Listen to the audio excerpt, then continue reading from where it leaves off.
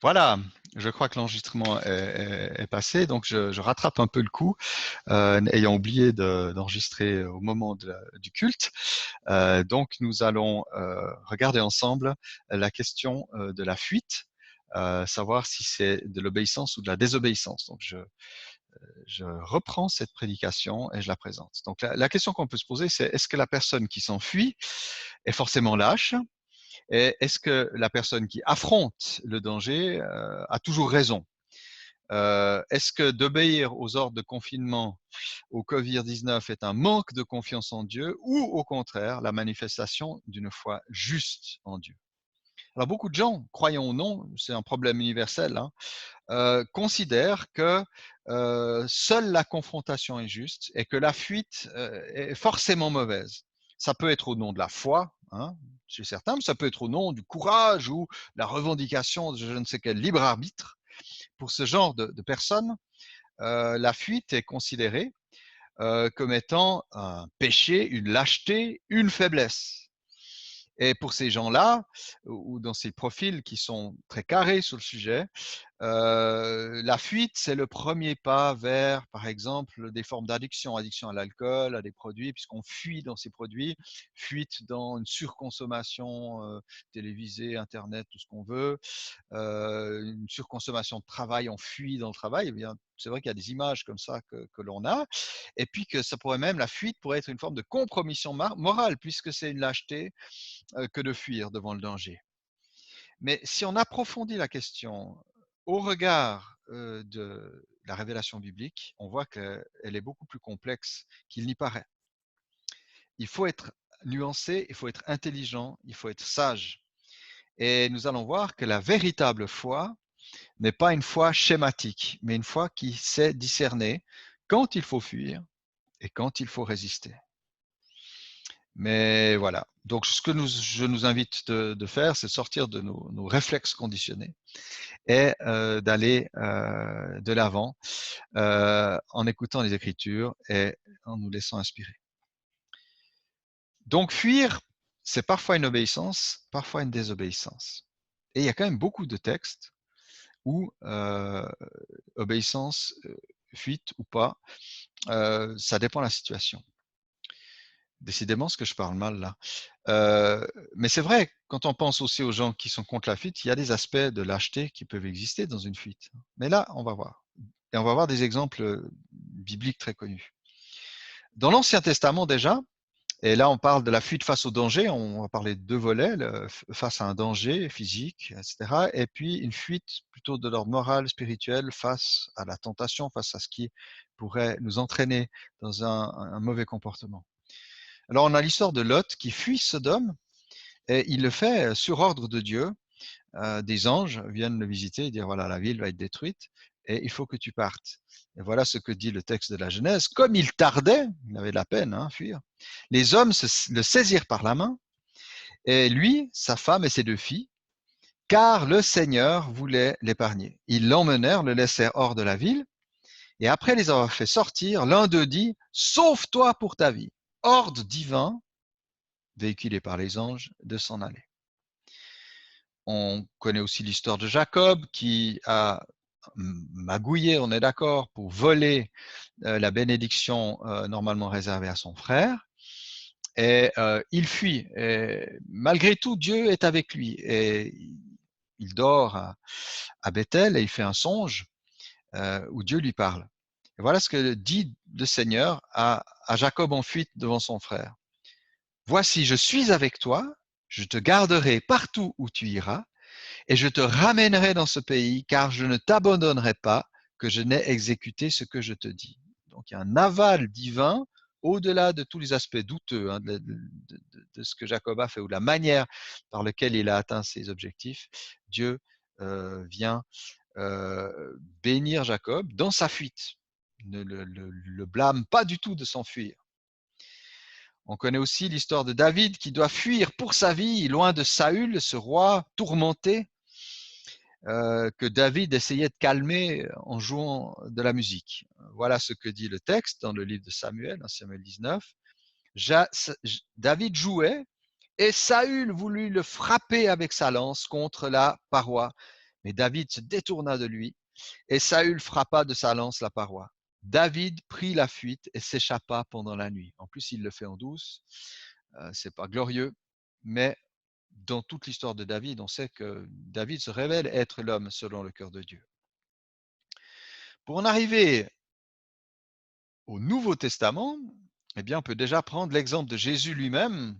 Si nous considérons que Jésus est notre modèle, s'il y a des situations où Jésus a fui, c'est que ce n'est pas toujours faux. Et cela arrive déjà dès la prime enfance de Jésus. Il est né, il a peut-être 2 ans à peu près, et le roi Hérode, le roi iduméen et non juif, qui avait terriblement peur de la naissance d'un roi des Juifs, a voulu détruire Jésus. Donc la première persécution contre Jésus, entre parenthèses, n'est pas le fait de Juifs, hein, Jésus étant lui-même juif, mais le fait d'un iduméen qui voulait sa peau. Et ce qui est intéressant, c'est que Joseph est averti par un ange. Et voilà ce qu'il lui est dit. Lève-toi, prends le petit enfant et sa mère, fuis en Égypte et restes-y. Et un peu plus loin dans le texte, c'est dans l'évangile de Matthieu, il est dit, il y resta jusqu'à la mort d'Hérode, afin que s'accomplisse ce que le Seigneur avait annoncé par le prophète, j'ai appelé mon fils hors d'Égypte. Donc cette fuite, elle permet l'accomplissement d'une prophétie par laquelle le Christ, Jésus, le Messie, prend sur lui la destinée d'Israël et devient comme Israël celui qui va fuir l'Égypte pour aller en terre promise. Et donc, il a fallu cette fuite pour que cet élément d'accomplissement se produise. Donc vraiment, il y a un aval de la part du texte biblique sur la validité de la fuite. En plus, elle était indiquée par l'ange. Plus tard, au début de son ministère, Jésus est à Nazareth et les gens le connaissent peut-être un peu trop bien ou le connaissent bien ou n'arrivent pas à dépasser ce qu'ils connaissent de lui, et lui qui était le fils du constructeur Joseph. Joseph, on dit qu'il était charpentier, il construisait les maisons, il utilise aussi les pierres, etc. Mais bon, bref, quand Jésus se présente à la synagogue et ose dire qu'il est celui qui accomplit les prophéties, notamment d'Ésaïe, les gens ont de la fureur contre lui, ils les énervent et ils veulent le tuer. Et voilà ce qu'il est dit, s'étant levé, ils le chassèrent de la ville, le menèrent jusqu'au sommet de la montagne sur laquelle leur ville était bâtie, plutôt une colline, mais c'est le même terme en grec, afin de le précipiter en bas. Donc ils voulaient le tuer. Mais Jésus, passant au milieu d'eux, s'en alla. Jésus, on le sait, l'Évangile le présente comme celui qui vient mourir pour nous. Eh bien, à ce moment-là, il refuse et il fuit la mort. Pourquoi? Parce que Jésus savait quelle était la volonté de Dieu. Et ce n'était ni le moment, ni le lieu où il devait mourir. Donc face à sa vocation, il était sage et juste qu'il fuit, avec sans doute même un aspect miraculeux, pour qu'il échappe à cette foule qui voulait le lyncher, qu'il passe au milieu d'eux. Quelque chose a dû se passer au niveau de l'événement pour qu'il ne soit pas mis à mort. Donc il a fui. Une autre fois aussi, il vient de multiplier miraculeusement du pain, des poissons à toute une foule, plusieurs milliers de personnes. Et ces gens veulent le consacrer roi. Et Jésus fuit au milieu d'eux. On trouve ça dans l'évangile de Jean. Sachant qu'ils allaient venir l'enlever pour le faire roi, il se retira de nouveau sur la montagne, lui seul. Il se retire, il fuit la foule, parce que ce n'est pas le moment d'être intronisé. Il n'est pas venu pour renverser le roi Hérode ou l'Empire romain. Et donc, il fuit ce désir de la foule. Donc, là aussi, hein, Jésus nous donne un exemple de fuite justifiée et inspirée. Et puis, au-delà de son exemple, dans son enseignement, il donne un ordre de fuite. On trouve ça dans l'évangile de Matthieu au chapitre 10. Il dit, quand on vous persécutera dans une ville, fuyez dans une autre. Il ne dit pas à ses disciples, ne fuyez pas, ouvrez votre chemise, tirez d'abord, messieurs, ne jouez pas au martyr volontaire, ne vous jetez pas dans la gueule du loup. Quand les choses vont mal, vous avez le devoir de vous enfuir. L'apôtre Paul lui-même, dans son ministère, va aussi fuir devant la persécution, que ce soit à Damas. Alors là, c'était plutôt certains de ses anciens collaborateurs, partisans juifs qui veulent sa peau puisqu'il a changé de camp, qu'il est devenu chrétien. Et puis à Thessalonique, c'est plus mélangé. Il y a certains religieux juifs qui sont contre lui, mais il y a aussi des juifs qui croient à l'évangile. Et puis aussi à Thessalonique, il y a des gens de la ville qui veulent la peau de Paul et de ses compagnons. Et il s'enfuit de Thessalonique la nuit dans les deux cas, la nuit, comme ça, en catimini. Et le texte ne blâme absolument pas leur démarche. Donc là, la fuite face au danger. La fuite face à la tentation, face à ce qui peut spirituellement nous nuire dans notre comportement, dans notre attitude intérieure. On trouve des exemples. Alors, une très belle parole de Job, Job, homme marié, qui voulait rester dans une fidélité profonde à son épouse. Sachant l'épouse qu'il avait, on peut d'autant lui reconnaître du mérite. Et voilà ce qu'il explique de sa vie. C'est au chapitre 31 de Job. Il parle de son comportement de juste. Il dit, j'avais conclu un pacte avec mes yeux. Il ne vais jamais porter un regard chargé de désir sur une jeune fille. Vous noterez d'ailleurs, petite parenthèse, que la Bible souligne chaque fois que c'est bien le regard de l'homme envers la femme qui est le problème, quel que soit l'accoutrement de cette jeune fille. Et ce verset-là, comme aussi une parole du Christ qui dit que c'est celui qui désire pour coucher avec elle la femme de son prochain commet l'adultère, on voit bien que c'est celui qui regarde qui a des comptes à rendre à Dieu. Et donc, c'est en fait un argument très fort contre le voile, parce qu'il ne s'agit pas de voiler la personne que l'on désire ou qu'on pourrait désirer, c'est soi-même de se maîtriser dans ses désirs, dans son comportement. Et c'est fondamental. La Bible ne prescrit pas le voile et ne pose pas sur la. Il y a une prescription sur le voile, mais qui a un tout autre contexte et qui concerne plutôt la prise d'autorité de la femme quand elle prophétise dans l'Église. Elle met un voile qui est sans doute une référence au voile judaïque par lequel elle peut officier dans l'Église, donc pour prendre sa liberté. C'est un texte compliqué, mais l'idée que le voile, par exemple, est requis pour que la femme ne soit pas un objet de convoitise est vraiment pas du tout dans la pensée biblique, parce que c'est l'homme qui regarde la femme pour la désirer qui doit régler les choses avec lui-même. Donc, Job fait un pacte avec ses yeux. Joseph, un des fils de Jacob, l'avant-dernier fils de Jacob, a été vendu par ses frères en Égypte. Et il est donc esclave en Égypte chez Potiphar, bourreau du roi. Et là, la femme de Potiphar veut coucher avec lui, et lui, il s'enfuit d'elle. Elle lui arrache son manteau, mais il s'enfuit pour ne pas commettre l'adultère. En un sens, Joseph manifeste là vraiment un grand respect pour Potiphar. Et il ne veut pas servir, je veux dire, voilà, à l'infidélité de la femme de Potiphar et donc insulter son maître.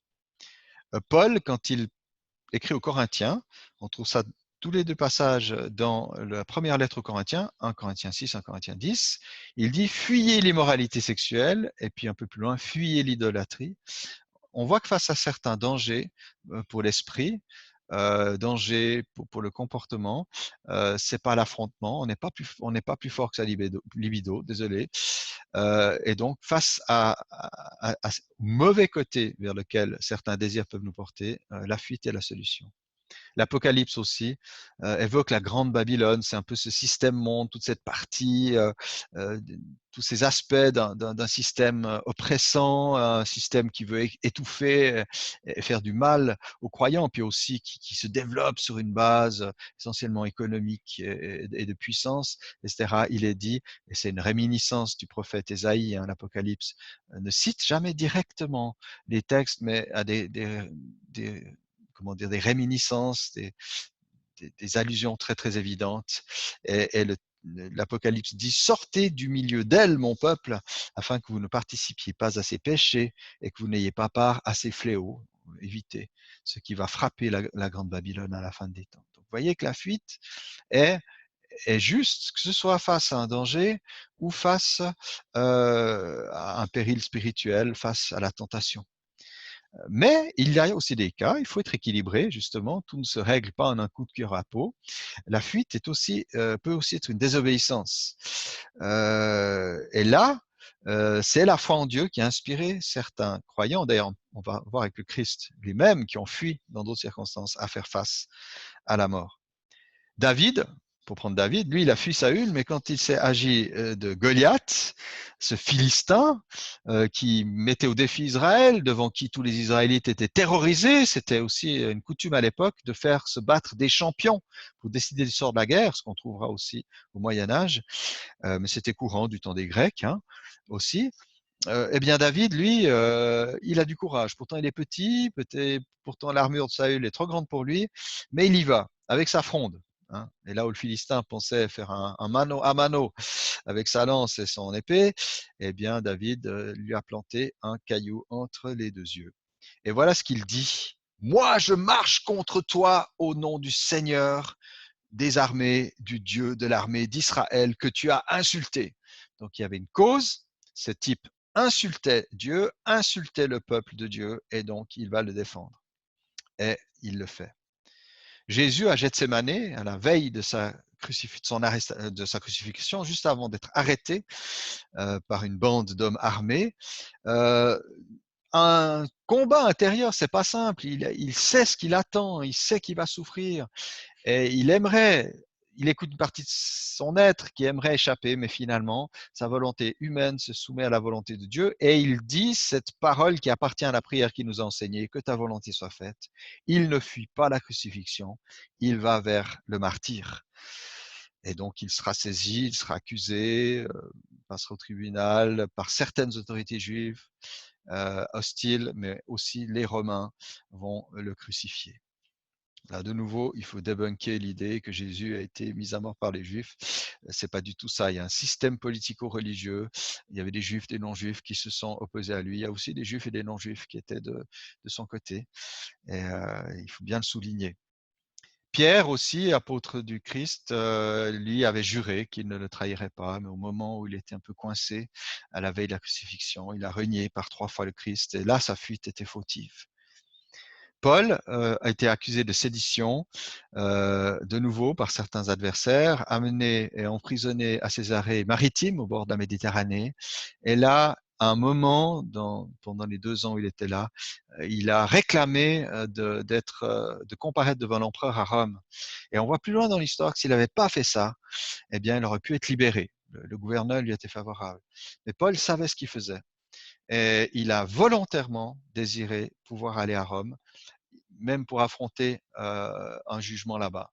Et allant à Rome, il a pu aller annoncer l'évangile à ses compatriotes juifs, aux non-juifs là-bas. Donc vous voyez, face au danger, la confrontation peut être juste, la fuite peut être une faute. Face au mal et face au diable, la confrontation est aussi importante. Parfois, on a vu qu'il faut fuir, mais des fois, il faut confronter. L'auteur de l'Épître aux Hébreux, l'auteur anonyme, dit « Vous n'avez pas encore résisté jusqu'à la mort dans votre lutte contre le péché ».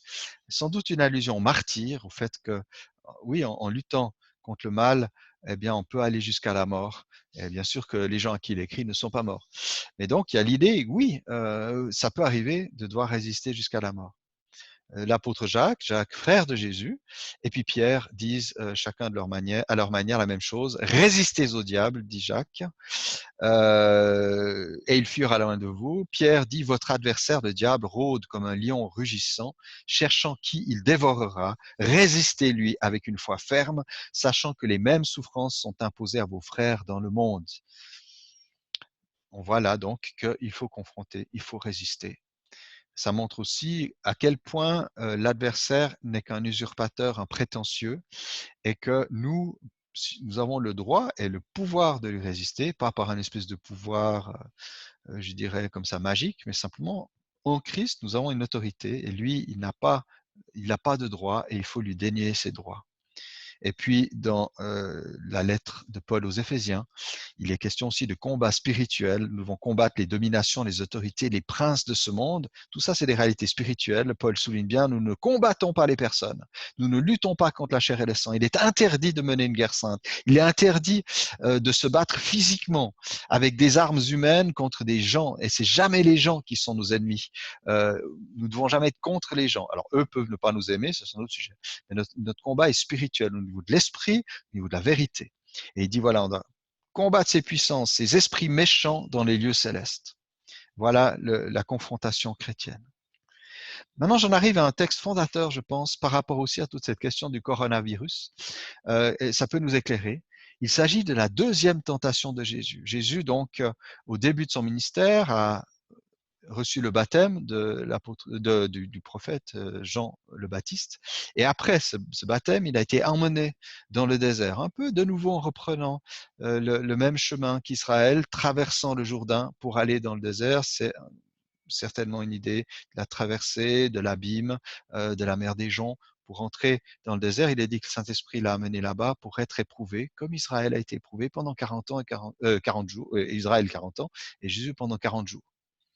Et une première tentation a été que le diable a demandé à Jésus de faire des pierres, des pains pour satisfaire son appétit, vu que ça faisait 40 jours qu'il ne mangeait pas. Jésus a répondu avec un texte de la Torah dans le Deutéronome, disant « L'homme ne vivra pas de pain seulement, mais de tout ce qui sortira, de toute parole qui sortira de la bouche de Dieu. » On arrive à la deuxième tentation, dont on va lire le texte selon Matthieu. L'évangile de Luc le rapporte avec quelques petites nuances, mais on voit que c'est exactement la même source. Le diable, c'est-à-dire le diable transporta Jésus alors dans la ville sainte, Jérusalem, le plaça au sommet du temple et lui dit, si tu es le Fils de Dieu, jette-toi en bas. En effet, il est écrit, il donnera des ordres à ses anges à ton sujet, et ils te porteront sur les mains de peur que ton pied ne heurte une pierre. Jésus lui dit, il est aussi écrit, tu ne provoqueras pas le Seigneur, ton Dieu. Le tentateur propose une démarche qui, si on ne connaît pas la fin de l'histoire, si on se place, admettons que nous arrivions comme ça sans connaître le verdict du Christ et le verdict du texte biblique, une démarche qui semble célébrer la foi dans la parole de Dieu. En effet, l'adversaire, très grand connaisseur de la Bible, bien plus que vous et moi, il a eu beaucoup plus de temps pour la consulter que vous et moi, ou que n'importe quel être humain, puisqu'il a quand même quelques millénaires d'existence, eh bien, cet adversaire cite le psaume 91, 91 pour les gens qui ne savent pas parler le français comme les romans. Et il cite le psaume 91, un psaume qui foisonne d'affirmations de protection, de bénédiction de Dieu, parmi lesquelles celle qu'il évoque. En quelque sorte, il dit à Jésus, mais tu vois, il y a une promesse dans la Bible que Dieu te gardera. Si tu tombes, il y a des anges qui éviteront que tu te fasses du mal. Donc, n'est-ce pas le sommet de la confiance que de, de compter comme ça sur la parole de Dieu? Au fond, en fait, cette démarche est perverse, complètement tordue. Et Jésus, d'ailleurs, détourne la tentation sans hésiter. Et il fait de nouveau allusion au Deutéronome. Alors, ce n'est pas une citation directe, parce que le Deutéronome parle au pluriel, aux Israélites, de la part de Moïse. Et Jésus, donc, l'évoque au singulier. Tu ne provoqueras pas le Seigneur ton Dieu. Dans le passage que Jésus évoque, Moïse dit, vous ne provoquerez pas Adonai, votre Dieu, comme vous l'avez fait à Massa. Massa, c'est un des endroits avec Tabeera et Kibrot Hataava, un de ces endroits dans le désert où les Israélites ont marqué particulièrement leur rébellion envers Dieu. Il n'y avait pas d'eau. Et ils se sont plaints et ils ont menacé Moïse. Quand Moïse va prier devant Dieu, il dit, mais ils vont me tuer à coups de pierre, ils vont me lapider. Et vraiment, Massa est devenu un symbole d'un lieu de rébellion. Il y en a eu plusieurs. Et l'histoire d'Israël nous parle de nous, de notre difficulté nous-mêmes à entrer dans une relation apaisée avec Dieu. Et donc, ce texte du Deutéronome ici dit « Vous ne provoquerez pas le Seigneur comme vous l'avez fait à Massa ». Et en quelque sorte, quand Jésus répond à l'accusateur, il dit « Tu es en train de me demander de me rebeller contre Dieu ». Alors que le diable est plutôt en train de dire « Mais montre que tu es quelqu'un de particulièrement favorisé par Dieu, que tu es le Fils de Dieu ». Alors, quels sont les articulations, les leviers de cette deuxième tentation? Alors, le premier levier est déjà apparu dans la première tentation, c'est une mise en doute quant à l'identité de Jésus. Si tu es vraiment le Fils de Dieu, euh, on peut imaginer que si Jésus n'était pas sûr de son identité, il entrerait en matière pour devenir défensif et essayer de prouver quand même qu'il est qui il est. Mais Jésus sait qui il est. Il n'a pas besoin de le prouver. Il n'a pas besoin de le prouver non plus à quelqu'un qui sait au fond qui il est. La question est totalement tordue et donc il ne se laisse pas avoir. Dans la suite de l'histoire, plusieurs fois les gens vont exiger de lui des signes, réclamer, puisque tu es le Messie, fais-nous des signes. Et chaque fois, Jésus va envoyer paître ces gens et les renvoyer à l'écriture, notamment au miracle de Jonas ou à la prédication de Jonas, en disant, mais écoutez, vous voulez un signe, vous aurez celui de Jonas. Jonas qui a parlé aux Ninivites. Et les Ninivites, c'est des affreux, hein, comme c'est des gens c'est des tortionnaires, c'est Daesh, hein, c'est les images, les fresques de la prise de Lachish. Allez au British Museum les voir, on voit ces Assyriens qui se célèbrent comme écorchant, comme égorgeant les gens. Et là, c'est des Judéens en plus qui se font égorger. Ils sont fiers d'eux, hein, de faire du mal. C'est vraiment des affreux. On comprend toute la réticence que Jonas a eue à aller annoncer, à appeler ce peuple à se tourner vers Dieu, sachant qu'il y avait un risque que Dieu leur fasse grâce. Hein. Et donc, Jésus prend l'exemple de ces affreux qui ont écouté Jonas et qui ont changé de vie. Il prend aussi l'image de Jonas, parce que Jonas a été 3 jours et 3 nuits dans le ventre d'un grand poisson. Il dit, ben, de même, le Fils de l'homme sera dans le ventre de la terre pendant 3 jours et 3 nuits, et il ressuscitera le 3e jour. Il dit, ben, vous voulez des signes, vous voulez des miracles, vous avez les Écritures, vous avez la Torah, vous avez les prophètes, alors écoutez-les. Et je n'entre pas en matière parce que votre demande est tordue, votre demande, elle est fausse. Maintenant, les vrais leviers ou les leviers vraiment intéressants ou particuliers à cette tentation, c'est que d'abord, le diable propose à Jésus de s'exposer gratuitement au danger, de prendre un risque sans qu'il y ait un but de faire du bien à qui que ce soit. Il l'amène sur le sommet du temple et il lui dit de se jeter en bas. Le temple mesurait environ 15 mètres de haut, donc se jeter dans le vide, c'est au mieux finir estropié et au pire se tuer. En tout cas, imaginez quelqu'un qui se jetterait du 5e étage, hein, c'est à peu près ça. Excusez-moi. Voilà, c'est peut-être le bruit de la chute, je ne sais pas. Mais en tout cas, tomber de 15 mètres, c'est violent. Et 5 étages, c'est à peu près ça, 3 mètres par étage. Ce miracle ne correspond à rien, il n'y a aucun but. On ne s'expose pas au danger pour le bien de quelqu'un, par exemple. Et donc ce miracle-là, en plus, ne servira de toute façon à personne, ça ne convaincra personne. C'est ça qui est pervers, on le voit, le tentateur, il sait qui est Jésus, il ne va pas du tout se tourner, changer d'attitude face à Dieu, c'est l'ennemi de Dieu. D'ailleurs, il est dit à la fin, hein, après la 3e tentation, qu'il va s'éloigner, mais pour revenir un jour. Hein. Donc, le miracle demandé, ce serait une manière de forcer Dieu à intervenir. Je me jette dans le vide, il y a une promesse et ça force Dieu à agir. Ça, c'est vraiment à l'envers de la foi. On va le voir en détail. Et puis ensuite, il y a cette utilisation d'une promesse de la Bible. Mais justement, on se dit, mais il y a un verset qui dit que Dieu nous protège si on tombe, il envoie ses anges, etc. Ce qui est arrivé, c'est qu'à la première tentation, Jésus a répondu par un texte de la Torah, et donc l'homme ne vivra pas de pain seulement. Et on voit là que le tentateur passe à la vitesse supérieure en disant, bah, alors moi aussi je vais citer les Écritures, je vais utiliser les armes du Christ. Mais c'est justement là le problème, c'est qu'il ne fait pas allusion aux Écritures, il l'utilise, il propose une utilisation. Rappelons nous quand même que le tentateur, c'est le maître des arts occultes, que toute la pensée magique, toute la pensée païenne, idolâtre, est inspirée par lui ou qu'il la préside. Et donc, lui, il veut réduire la Bible à une série de formules qu'on peut réciter, qu'on peut proclamer, qui influeraient comme ça sur la réalité. Il suffit que je proclame une vérité, je dis je crois au psaume 91 et je saute dans le vide et Dieu me sauvera bien.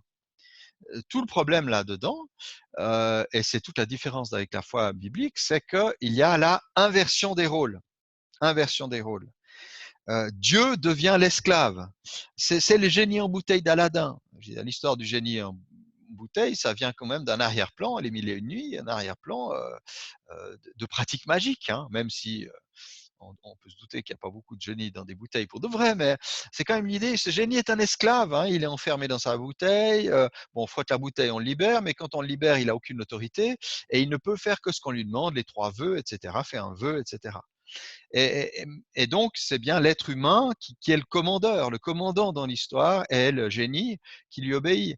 Et c'est cette image de Dieu que le tentateur essaye de communiquer à Jésus. Et si Jésus, qui vient en tant que l'homme qui obéit parfaitement à Dieu, l'homme qui obéit au Père, qui ne fait rien sans être en accord avec le Père, si Jésus avait suivi le chemin du tentateur, il aurait renversé les rôles et il aurait contrevenu à sa mission. Et il aurait donc commis un péché. Il serait devenu un magicien qui répète une formule ou qui invoque une formule et qui donne un ordre à Dieu. Et c'est ça la différence entre la foi biblique et la foi que Dieu demande de nous et cette parodie.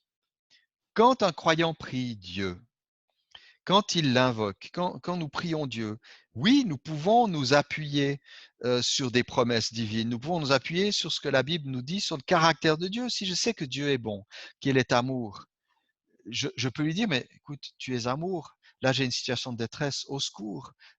Je peux compter sur ta bonté, je peux espérer en ta bonté. On est dans une attitude qui croit que Dieu est qui il est. Mais nous restons et nous gardons notre rang. C'est-à-dire que nous restons des créatures ou des enfants de Dieu, et Dieu reste Dieu. Et même avec la plus grande foi, ou même c'est le signe de la plus grande foi, que de toujours laisser Dieu avoir le dernier mot, même si on se doute, même si on est, dans le bon sens du terme, même si on est convaincu de la réponse. Je prends l'exemple du prophète Joël. Le peuple, Juda, est frappé par une invasion de sauterelles, une sécheresse, qui est un signe déjà donné dans la Torah comme un signe de rupture d'alliance entre Dieu et son peuple. Intéressant dans Joël, on ne sait pas exactement la raison de cette rupture, mais il y en a une. Et donc le prophète dit, mais il faut que vous reveniez à Dieu de tout votre cœur, déchirez votre cœur, pas juste vos vêtements, on déchirait ses vêtements à l'époque dans des signes de deuil, mais là, il faut vraiment que de tout votre cœur, vous alliez vers Dieu. Et il dit, mais vous savez, Dieu, il est bon, il est miséricordieux, et il rappelle la parole donnée par le Seigneur à Moïse dans le temps de la crise du veau d'or. Le Seigneur, miséricordieux et plein de grâce, riche en bonté, fidèle. Et il proclame cette vérité sur Dieu. Il dit, mais voyez, Dieu est bon et il entend. Et en même temps, il reste dans la question qui laisse Dieu être le maître. Il dit, mais qui sait? Peut-être le Seigneur regrettera-t-il encore et laissera-t-il après lui la bénédiction. Il laisse à Dieu l'autorité, quand bien même il croit et il fonde la démarche sur la bonté de Dieu. Dieu reste Dieu. C'est la même chose aussi avec la prière que le Seigneur nous a apprise, le Notre Père. Parmi les éléments de la prière, il y a cette demande, pardonne-nous comme nous pardonnons à ceux qui nous ont offensés, littéralement, libère-nous de nos dettes, comme nous libérons de leurs dettes ceux qui sont endettés envers nous, en quelque sorte. Et c'est intéressant, Jésus ne dit pas, proclamez votre pardon, nous proclamons notre pardon, nous savons que tu es bon, donc nous sommes pardonnés. Non, c'est une demande, c'est toujours une demande. Quand bien même nous savons que si nous demandons sincèrement pardon à Dieu, que c'est notre cœur qui parle, que ce n'est pas un rituel religieux, que ce n'est pas juste une petite combine, hein, mais que vraiment notre cœur est attaché à Dieu, et nous savons que Dieu pardonne. Dieu pardonne tous les péchés. Le seul pardon, le seul péché qu'il ne pardonne pas, c'est un peu notre faute, c'est le péché consistant à ne pas croire qu'il puisse nous pardonner, à refuser l'idée qu'il puisse nous pardonner. Mais si nous demandons pardon, quelle que soit notre faute, il nous pardonne. Ce qui ne veut pas dire qu'on ne doit pas faire face aux conséquences du mal qu'on commet, face aux gens. Hein. Si j'ai commis un acte envers quelqu'un, que ce soit un vol ou pire, Dieu peut me pardonner. Je dirais même le pardon de Dieu m'enjoint d'aller me rendre à la police ou régler le problème avec la personne. Juste pour mettre les choses au point. L'inverse, l'opposé de la foi chrétienne, ben c'est cette histoire d'un athée sur son lit de mort qui dit si Dieu existe, il me pardonnera, c'est son métier. Donc vous voyez de nouveau une inversion des rôles, Dieu n'étant que le larbin, celui dont le métier est de pardonner, donc ce n'est pas le Dieu face à qui on a des comptes à régler, dont parlait cet athée, c'est bien un Dieu dont il se moque. Hein. C'est son droit de s'en moquer, hein. Mais il entre là dans un autre rapport, et c'est en tout cas pas une relation d'amour. Réfléchissons toujours à quel est le Dieu, à quel type de Dieu je pense quand je prie, quand je demande son aide. Est-ce que c'est un larbin? Est-ce que c'est un esclave que je peux manipuler, dont je peux tordre la volonté, que ce soit en utilisant les Écritures ou je ne sais pas, je ne sais quelle énergie de foi? Ou est-ce qu'il reste Dieu et Seigneur auprès duquel je m'approche avec respect et amour et confiance? Est-ce qu'il est mon Père? Est-ce que Dieu est mon Père? Est-ce que je suis un enfant qui parle à son Père? Alors, nous en arrivons maintenant aux applications au sujet du coronavirus. Le virus est un réel danger pour nous. Si nous sommes un terrain vulnérable, ça peut être lié à l'âge, ça peut être lié à des fragilités. Personnellement, je fais partie des populations à risque, par exemple. Mais ce virus est un danger pour tout le monde parce que même si personnellement on supporte le traitement les ravages de ce virus, puis il y a même des gens qui sont asymptomatiques, on peut devenir un danger pour les autres en amenant le mal plus loin. Et là, il faut être conscient, c'est un véritable danger. Et la tentation dans cette histoire, si on reprend l'image de la tentation du diable, ce serait de nous exposer volontairement à la maladie, de ne pas la fuir, de ne pas rester chez nous, de ne pas nous laver les mains, de nous faire des bisous, voir autre chose, hein, voilà, avec l'arrogance de dire oh, ben Dieu fera bien un miracle, c'est son métier. Hein, il nous protégera bien, nous sommes des élus et nous savons malheureusement que c'est arrivé. Il semble en Corée notamment que dans une église, une personne malade a dit oh mais non mais nous sommes protégés par Dieu, je continue à fréquenter la communauté, les rencontres, etc. Et dans la communauté, les gens n'ont pas pris au sérieux, on dit on ne va pas se protéger, etc. Dieu est avec nous. Et il semble que la moitié des Coréens infectés le sont à cause de ces croyants qui ont cédé, alors clairement à mon avis, à la deuxième tentation du Christ, cette tentation de l'arrogance et qui transforme Dieu en l'esclave de nos désirs de toute puissance infantile. Pour prendre un exemple, dans cette histoire de coronavirus, le diable va brandir un verset biblique tiré du même psaume 91. Pourquoi pas? Il l'a bien fait avec le Christ, parce que quelques versets plus haut, versets 5 et 6, voilà ce qui est dit dans le psaume. Tu ne redouteras pas les terreurs de la nuit, ni la flèche qui vole durant le jour, ni la peste qui rôde dans les ténèbres, ni le fléau qui frappe en plein midi. Ah, alors il y a la promesse, hein, n'échappe pas à la peste. La fesse, oh, c'est drôle. Ah, joli petit lapsus, j'aime bien ces lapsus. Tu échapperas pas à la peste, tu échapperas pas au fléau. Tu vois que si tu es là, eh bien Dieu te gardera, etc. Bon, déjà, lire ce psaume sans le contrebalancer avec d'autres psaumes qui nuancent beaucoup les choses, c'est manquer d'intelligence. Et là aussi, hein, je recommande aux gens qui ne connaissent pas la Bible à la lire en entier et à l'étudier et à ne pas prendre les choses non plus d'une manière bête. Voilà. Voilà. Il faut savoir, les paroles ne sont pas en contradiction, sont en tension parce que la vie est faite de complexité. Mais donc, utiliser ce verset du psaume 91 pour aller s'exposer gratuitement au mal, ce n'est pas la foi. C'est une claire rébellion contre Dieu. C'est du foutage de gueule spirituel. Sérieusement. Là, je suis sérieux. C'est tout sauf la foi. Et, et moi, je comprends que les non-croyants nous prennent des fois pour des cinglés parce que parfois, franchement, nous nous comportons comme tels. Et nous méritons les coups de bâton. Et nous donnons le bâton pour nous faire battre avec toute la recette et tous les moyens. S'exposer au mal, ben c'est tout simple. S'exposer volontairement au virus, ne pas prendre de précautions, c'est fondamentalement un manque total d'amour envers les autres. Et quand on sait que la loi du Seigneur est fondée sur l'amour envers Dieu, l'amour envers notre prochain, que tout ce qui motive la loi de Dieu, c'est le respect de l'autre, si au nom de notre foi, nous transgressions, nous contrevenons à l'amour, alors là, nous sommes clairement dans une position de faute, de péché. C'est gravissime, les amis.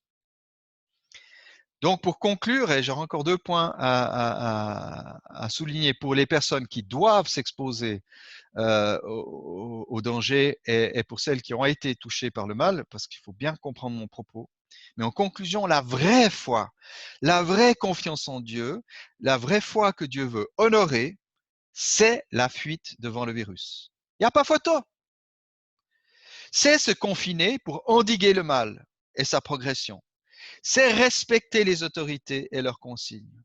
Romains au chapitre 13 nous appelle à obéir aux autorités, même si elles ne correspondent pas à notre idée de l'idéal. On peut être politiquement en désaccord, on peut considérer que l'autorité actuelle ne correspond pas à ce qu'on rêverait comme régime, hein, toutes sortes d'idées hein, comme ça. Tant qu'on n'a pas de tripes et d'idées théocratiques qui nous sont interdites en tant que chrétiens, attention, hein, nous ne cherchons pas du tout à conquérir politiquement le pouvoir. Ça, c'est aussi une insulte à Dieu. Je pourrais en parler, j'en ai parlé dans d'autres vidéos. Mais disons, face à une autorité, quoi qu'on en pense, si elle nous donne des consignes et que ça ne nous mène pas à faire du mal aux autres, à aller à l'encontre de notre conscience, eh bien, nous devons obéir. Et les mesures qui nous sont demandées ici ne mettent n'engagent aucun problème de conscience face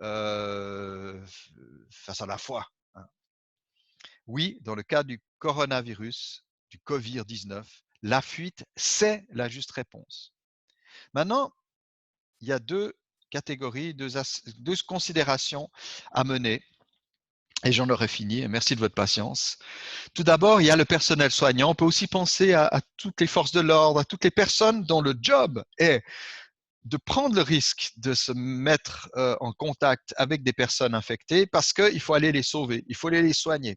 La police doit permettre que les consignes soient observées, doit aller au-devant, mettre de l'ordre, empêcher que des imbéciles fassent du mal, aussi simplement maintenir l'ordre pour éviter qu'il y ait des scènes de pillage, etc. Quand les gens sentent qu'on peut faire n'importe quoi et qu'il n'y a pas un système d'organisation de la société pour les empêcher, vous en faites pas. Il n'y a aucun être humain qui est au-dessus de l'autre pour faire des bêtises. Hein. Si on ne se sait pas un tout petit peu surveillé par les autorités. Et donc, moi, je pense aux policiers, je pense au personnel médical, je pense à toutes les personnes dont c'est le ministère, même s'ils ne sont pas croyants, Dieu les a établis dans ce rôle-là, le ministère de rendre service aux autres et donc de s'exposer. Je pense aussi à toutes sortes beaucoup de chrétiens, je vois à Paris notamment, qui travaillent auprès des sans-logis. Vous imaginez les SDF, parce que c'est difficile de vivre en ce temps de confinement, les risques qu'ils courent, le besoin qu'ils ont d'être protégés, nourris, etc. Donc ces gens-là s'exposent au danger. Ils ne le font pas pour être contaminés. Ils vont tout faire pour ne pas l'être. Donc on n'est pas dans ce saut dans le vide que le diable demande à Jésus. On n'est pas dans cette provocation. Et donc ces gens-là, ces frères et sœurs, parce qu'il y a beaucoup de chrétiens aussi engagés, ont besoin de notre soutien, de nos prières, de nos applaudissements, nous encourageons. Ce sont des héros, ce sont les héros d'aujourd'hui. moi, je suis un prof de théologie. Moi, mon job, c'est de donner mes cours à distance, de protéger mes étudiants, d'éviter que la maladie se répande. Donc, je considère que j'ai énormément d'admiration pour ceux qui sont appelés à aller au contact avec des populations touchées et contaminées par ce virus. Donc ces gens-là qui vont au-devant du danger ne sont pas dans une position fausse. Et puis certains d'entre nous ont été malades et aucun ne l'a cherché. Hein. Il faudrait être doublement malade, mentalement malade. Donc il y a des gens qui souffrent, il y a des gens qui combattent actuellement la maladie parmi nous aussi. Et là, ils n'ont pas cherché. De nouveau, ils n'ont pas sauté dans le vide. Il y a quelqu'un qui les a poussés dans le vide. Il y a le vide qui les a attirés, j'en sais pas. Bref, ils sont les victimes de la situation. Et ceux qui souffrent ont besoin de notre solidarité, ont besoin de notre amour. Là, je ne parle pas que aux croyants, aux non-croyants aussi. Je veux dire, Dieu nous a tous donné une capacité d'être humains les uns envers les autres. Alors ne blâmons pas ceux qui sont malades et venons à leur secours. Et on peut avoir la foi pour leur guérison, on peut prier pour cela, pas dans une idée d'automatisme.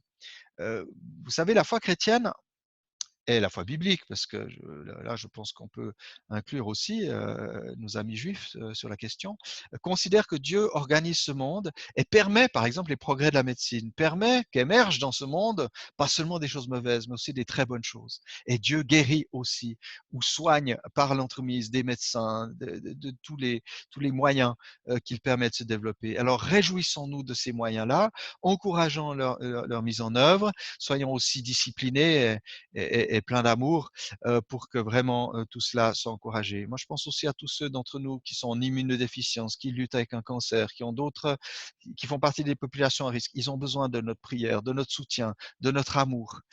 Et donc, il est absolument légitime d'entourer ces personnes et de les encourager.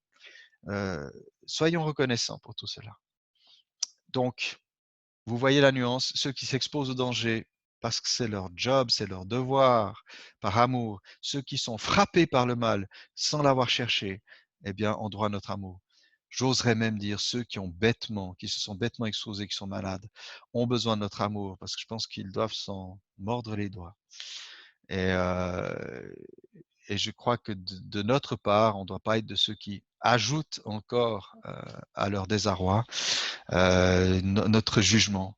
Nous sommes tous à nos heures en dessous de ce que nous devrions être. Nous sommes tous des médiocres à certains moments de notre vie. Alors ne soyons pas trop vite les juges des autres. Je propose un petit temps de prière maintenant pour clore ce moment. Seigneur, apprends-nous la foi qui fuit le danger quand il ne s'agit pas d'aller au secours des autres.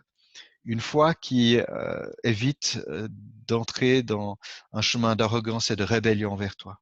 Tu restes Dieu, tu domines toutes choses et nous nous approchons de toi. Nous nous approchons de toi en te priant vraiment, Seigneur, de freiner la progression du mal, de donner de la sagesse. Permets aussi à tous les chercheurs qui sont actuellement en train de trouver des médicaments, des solutions, des vaccins peut-être. Eh bien, Seigneur, permets que là, le bien se développe et prenne sur le mal. Tu vois aussi toutes les tentations, les bêtises. Seigneur, freine tout cela. Aide-nous aussi à être de ceux qui encouragent le bien dans ce monde. Nous te demandons de bénir en particulier le corps médical, les médecins, les infirmières, les soignants. Ils ont tous besoin. Le personnel hospitalier aussi, ceux qui nettoient, les gens dans les magasins, les commerçants. Bénis-les, touche-les, aide aussi ceux qui passent par des moments difficiles sur le plan économique. Seigneur, nous savons que nous sommes avant tout, nous, des outils, des instruments pour ce bien. Alors aide-nous à entourer ceux qui sont dans la détresse. On pense aussi aux malades. Aide-nous, Seigneur, à être des gens qui ont du cœur. En toute chose, Seigneur, nous voulons rester fermement attachés à toi et ne pas nous laisser euh, entraîner par les délires d'une fausse foi, d'une parodie qui ferait de nous des dangers publics. Seigneur, donne-nous ta sagesse, donne-nous ton amour, donne-nous ta foi. Amen.